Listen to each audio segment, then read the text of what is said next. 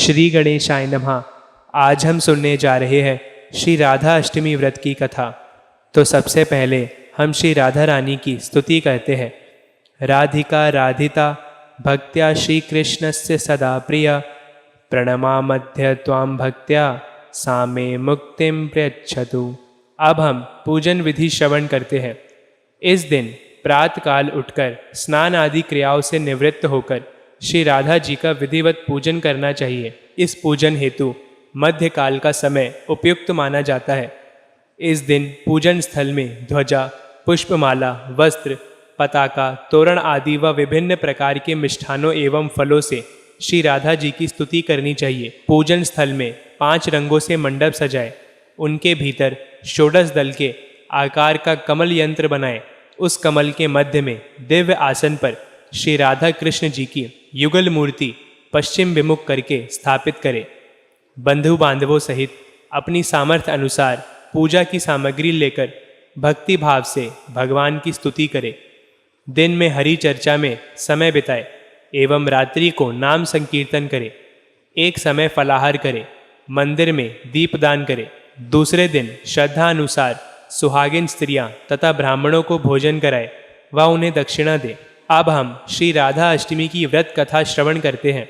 श्री कृष्ण भक्ति के अवतार देव ऋषि नारद ने एक बार भगवान सदाशिव के श्री चरणों में प्रणाम करके पूछा, हे महाभाग, मैं आपका दास हूँ, बतलाइए श्री राधा देवी लक्ष्मी जी है या देव पत्नी, महालक्ष्मी है या सरस्वती?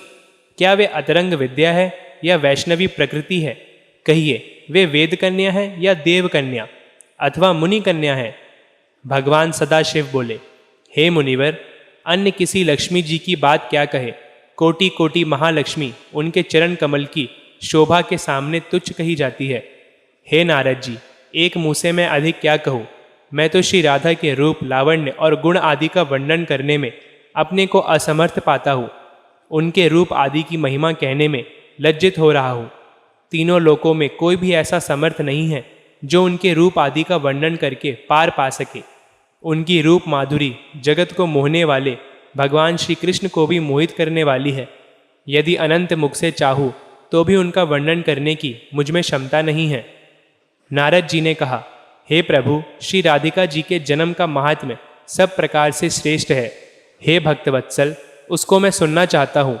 हे महाभाग, सब व्रतों में श्रेष्ठ व्रत श्री राधा अष्टमी के विषय में मुझको सुनाइए। श्री राधा जी का ध्यान कैसे किया जाता है, उनकी पूजा अथवा स्तुति किस प्रकार होती है, यह सब मुझसे कहिए। हे सदाशिव, उनकी चर्चा, पूजा विधान तथा अर्चन विशेष सब कुछ मैं सुनना चाहता हूँ, आप बतलाने की कृपा करें। शिवजी ने कहा, वृषभानुपुरी के राजा वृषभानु महान उदार थे। वे महान कुल में उत्पन्न हुए तथा सब शास्त्रों के ज्ञाता थे। अणिमा, महिमा आदि 8 प्रकार की सिद्धियां से युक्त श्रीमान, धनी और उदार चित्ता थे। वे संयमी, कुलीन, सद्विचार से युक्त तथा श्री कृष्ण जी के आराधक थे।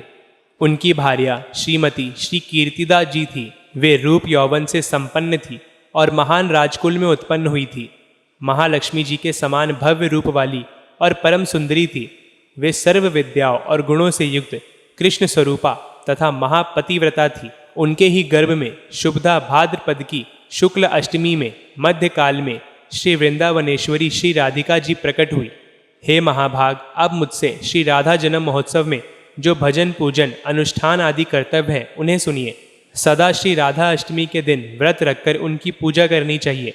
श्री राधा कृष्ण जी के मंदिर में ध्वजा, पुष्पमाल्य, वस्त्र, पताका, तोरण आदि नाना प्रकार के मंगल द्रव्यों से यथाविधि पूजा करनी चाहिए।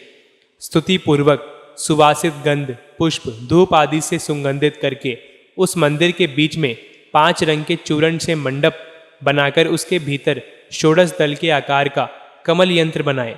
उस कमल के मध्य में दिव्य आसन पर श्री राधा कृष्ण जी की युगल मूर्ति पश्चिम विमुख स्थापित करके ध्यान, पाद्य, अर्घ्य से कर्म पूर्वक भली भांति उपासना करके भक्तों के साथ अपनी शक्ति के अनुसार पूजा की सामग्री लेकर भक्ति पूर्वक सदा संयंचित होकर उनकी पूजा करे। इस प्रकार नारद जी के पूछने पर भगवान सदाशिव ने श्री राधा अष्टमी की कथा एवं पूजन विधि नारद जी को सुनाई।